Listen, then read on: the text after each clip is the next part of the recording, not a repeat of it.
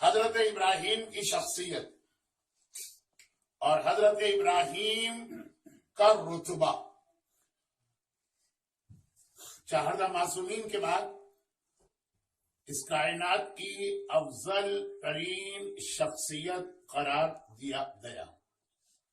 اور 1,24,000 انبیاء ہمارے رسول کے بعد سب سے افضل حضرت ابراہیم، چونکہ کربلا وَفَدَيْنَاهُ بِذِبْحٍ عَظِيمٍ، جو جہاد ابراہیم نے شروع کیا تھا اور ذبح عظیم کے حوالے سے پروردگار نے اس جہاد کو مؤخر کیا کربلا تک، تو چونکہ کربلا کے جہاد کا پہلا حصہ یا پہلا سرا وہ حضرت ابراہیم ہے، اس اعتبار سے مجلس کا آغاز ان کے نام سے ہوا، اور حضرت ابراہیم کے حوالے سے قرآن نے بہت سارے پیغام دیے ہیں، دو بہت اہم۔ پہلا تو آج کی مجلس کا اصل عنوان نہیں، ہاں میری زندگی بھر کی مجالس کا خلاصہ ہے پہلا پیغام، لیکن وہ آج کی مجلس کا اصل عنوان نہیں، مگر قرآن کی آیت کا ایک جملے میں ترجمہ ہو سکتا ہے، اس لیے وہ پیغام بھی سامنے آ رہا ہے۔ سورہ ہے سورہ ابراہیم، آیت ہے آیت نمبر 5۔ جب حضرت ابراہیم کی ذات اتنی بڑی ذات بن گئی، ہمیشہ سے تھی، لیکن ہوتا یہی ہے کہ حق والے شروع میں کمزور ہوتے ہیں، آخر میں غالب آتے ہیں۔ تو جب حضرت ابراہیم اس منزل پہ پہنچ گئے کہ اس وقت کی دنیا کا ہر شخص اپنا رشتہ ابراہیم سے جوڑنے پہ فخر محسوس کرنے لگا، یہ وہی ابراہیم ہے کہ جن کی جوانی یہ تھی کہ نمرود کی آگ میں پھینکا جا رہا، اور قوم اتنے جوش و خروش کے ساتھ ابراہیم کو سزا دینے میں دلچسپی رکھتی ہے کہ میری معلومات کے مطابق دنیا کی تاریخ میں یہ پہلا موقع ہے جب یہ جملہ آیا، یہ جملہ نمرود نے کہا کہ آگ میں جلاؤ۔ نمرود کسی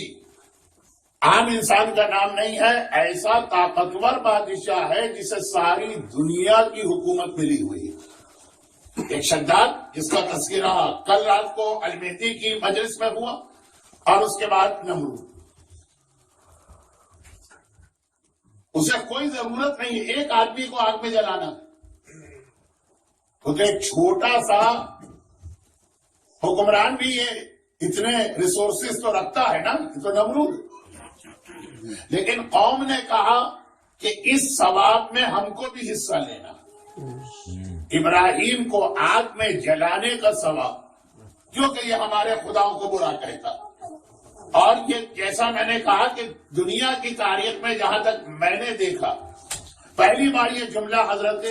ابراہیم کے لیے آیا کہ عورتوں نے اپنے زیورات تک والنٹیئری، ضرورت نہیں ہے، ایک آگ ہی تو جلانا ہے ایک آدمی کے لیے، اور نمرود جیسا بادشاہ کہا کہ نہیں، ثواب میں ہمیں بھی حصہ لینا،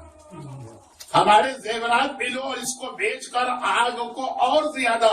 روشن کرو،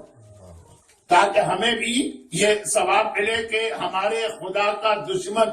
جو مارا گیا تو اس میں ہمارا بھی کوئی شیئر یا کنٹریبیوشن تھا۔ عورتوں کے زیورات کا ذکر اس سے پہلے کہ کسی اور ایسے پروجیکٹ میں ہم کو نہیں ملتا ہے، تو یہ قوم کا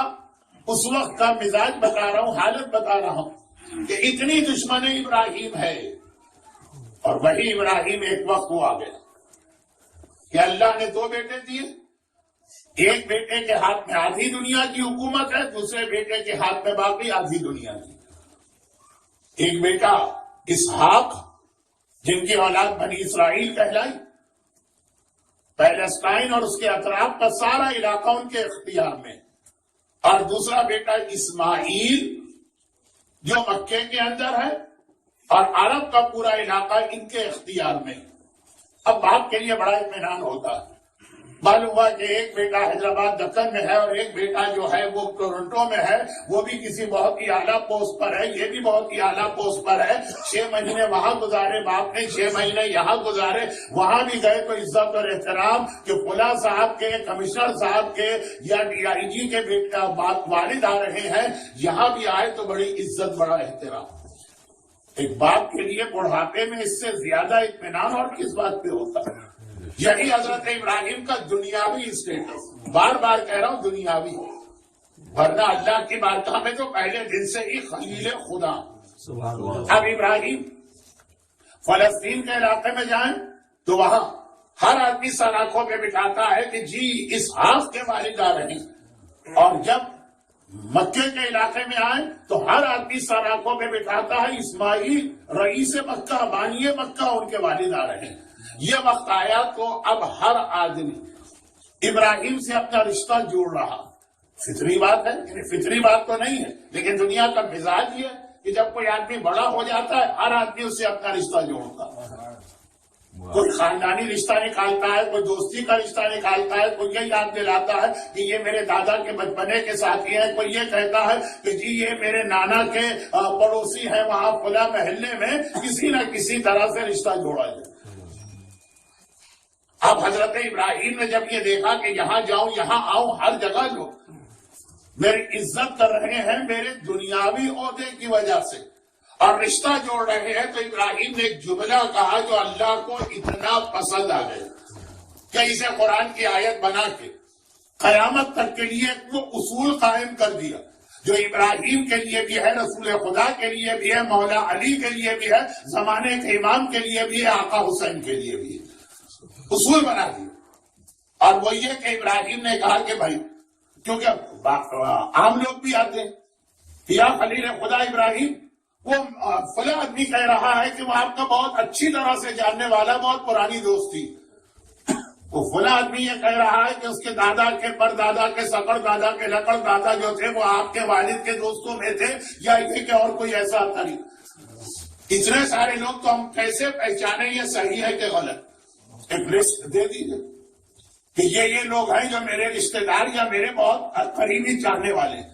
ابراہیم نے کہا کہ ایک جملہ سن لو، یہ کافی، اور وہ قرآن کی آیت بنی سورہ ابراہیم کی، وَمَن تَبِعَنِي فَإِنَّهُ مِنِّي، جو